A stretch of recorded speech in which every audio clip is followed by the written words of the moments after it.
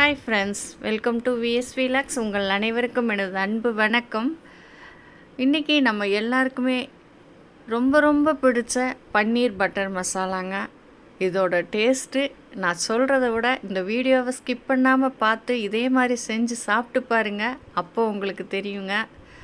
இது பசும்பாலில் எடுத்த பன்னீர் வச்சு நான் பன்னீர் பட்டர் மசாலா செஞ்சுருக்கேன். பாக்கெட் பால் கிடையாதுங்க, பசும்பாலில் செஞ்சது. பன்னீர் அவ்வளோ சாஃப்டாக இருக்கும், சப்பாத்தியோடு சாப்பிட்றதுக்கு அவ்வளோ அட்டகாசமாக இருக்குங்க. இப்போ இதுக்கு ஃபஸ்ட்டு வெங்காய தக்காளியெல்லாம் வதக்கி அரைக்கணுங்க. அதுக்கு ஒரு பெரிய ஸ்பூனுக்கு 1 ஸ்பூன் எண்ணெய் விட்டுருக்கேன். இதில் பட்டை, 2 கிராம்பு, 2 ஏலக்காய், இது நல்லா பொரிஞ்சு வரட்டுங்க. இது பொரிஞ்சதுக்கப்புறம் மீடியம் சைஸ் வெங்காயமாக ஒரு 3 வெங்காயம் எடுத்திருக்கேங்க. கொஞ்சம் சின்ன சைஸ் தான், 3 வெங்காயம் எடுத்திருக்கேன். இந்த வெங்காயம் நல்லா வதங்கட்டும். இதுலேயும் 10 முந்திரி பருப்பு போடுறேன். இது வேண்டான்னு நினச்சா ஸ்கிப் பண்ணுங்கள். இதுக்கு பதில் நீங்கள் வேர்க்கடலை கூட போட்டுக்கலாம், இல்லை பொட்டுக்கடலை கூட போட்டுக்கலாம். இதில் 5 தக்காளியாக எடுத்திருக்கேங்க. மீடியம் சைஸ் தக்காளி 5 தக்காளி எடுத்திருக்கேன். எப்போவுமே பன்னீர் பட்டர் மசாலுக்கு நம்ம தக்காளி கொஞ்சம் அதிகமாக தாங்க போடணும், அப்போ தான் அதோட டேஸ்ட்டு நல்லாயிருக்கும். இந்த தக்காளி நல்லா இந்த மாதிரி மசிஞ்சு வந்ததுக்கப்புறம் இது நல்லா ஆற வச்சு மிக்சியில் நல்லா நைஸாக அரைச்சி எடுத்து வச்சுக்கணுங்க. நைஸாக அரைச்சிருங்க, இல்லைன்னா திப்பி திப்பியாக தெரியும் கிரேவியில். இப்போ நம்ம கடாயை வச்சு அதில் பட்டர் 1 ஸ்பூன் போட்டு கொஞ்சம் எண்ணெய் விடலாங்க. அப்போ தான் அந்த பட்டர் கருகாமல் இருக்கும். கொஞ்சம் எண்ணெய் விட்டு அது நல்லா கரைஞ்சி வந்ததுக்கப்புறம் இதில் கொஞ்சமாக சீரகம், ஒரு 1/4 ஸ்பூன் அளவு தான் சீரகம், 2 பச்சை மிளகாய் கீறி வச்சுருக்கேன், கொஞ்சம் கறிவேப்பிலை. இது லைட்டாக பொரிஞ்சதுக்கப்புறம் நம்ம ஸ்டவ்வை சிம்மில் வச்சுட்டு இதுலேயே மசாலா நம்ம வதக்கி விடணுங்க. அதனால் ஸ்டவ்வை சிம்மில் வச்சிடணும். இதில் கொஞ்சம் இஞ்சி பூண்டு பேஸ்ட்டு.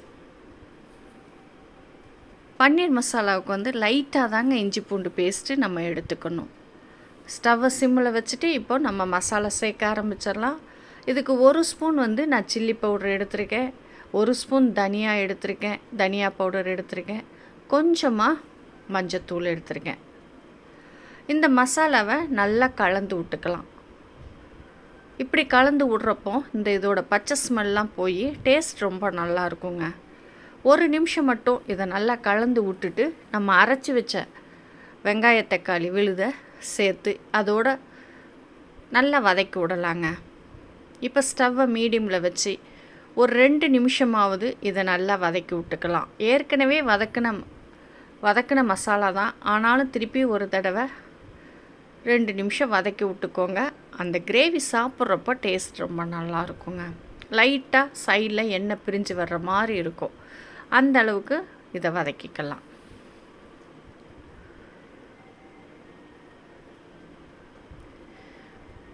இப்போ ஜார் கழுவி நான் கொஞ்சமாக தண்ணி விட்டு இதை கலந்துக்கிறேங்க.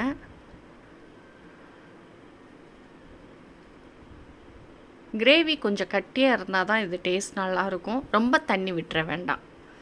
இப்போ இதுக்கு தேவையான அளவு உப்பு போடலாம். ஏற்கனவே நான் தக்காளி வதங்குறதுக்காக கொஞ்சம் உப்பு போட்டேன், அதனால் கொஞ்சமாக இதில் போட்டுக்கிறேன்.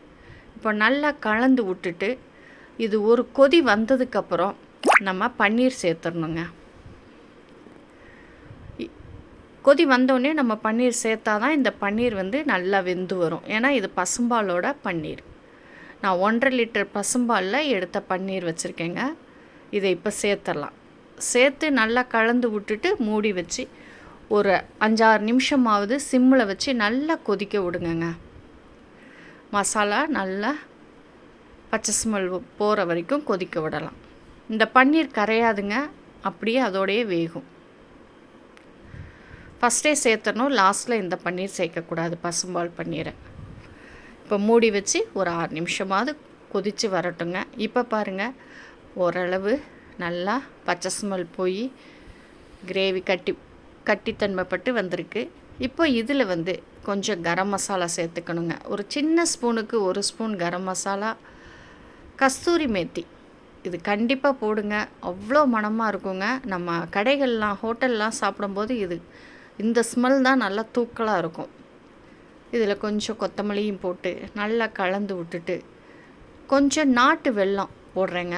ஏன்னா நம்ம தக்காளி அதிகமாக சேர்க்குறோமா, அந்த புளிப்புத்தன்மை எடுக்கிறதுக்காக கொஞ்சம் சுகர் சேர்த்துக்கணும். நான் நாட்டு சர்க்கரை சேர்த்துக்கிறேன்.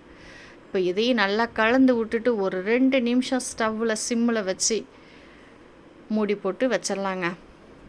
2 நிமிஷத்துக்கு கழித்து பார்த்தா அருமையான பன்னீர் பட்டர் மசாலா ரெடிங்க. பார்க்கும்போதே சாப்பிட்ணுன்னு தோணும். கூடுதல் சுவைக்காக இன்னும் கொஞ்சம் பட்டர் இதில் சேர்த்துக்கலாம். நான் சேர்த்துக்க போகிறேன் 1 ஸ்பூன் பட்டர். டேஸ்ட் ரொம்ப நல்லா இருக்குங்க. மிஸ் பண்ணாமல் இந்த பன்னீர் மசாலாவை நீங்கள் செஞ்சு பார்த்து சாப்பிட்டுட்டு எப்படி இருக்குன்னு சொல்லுங்கள். வீடியோ ரொம்ப பிடிச்சிருந்தது அப்படின்னா உங்கள் ஃப்ரெண்ட்ஸ் சர்க்கிளுக்கு ஷேர் பண்ணிவிட்டு அப்படியே ஒரு லைக் போடுங்கங்க. அருமையான பன்னீர் பட்டர் மசாலா ரெடிங்க. சப்பாத்தியோடு சாப்பிட்றதுக்கு அட்டகாசமாக இருக்குங்க.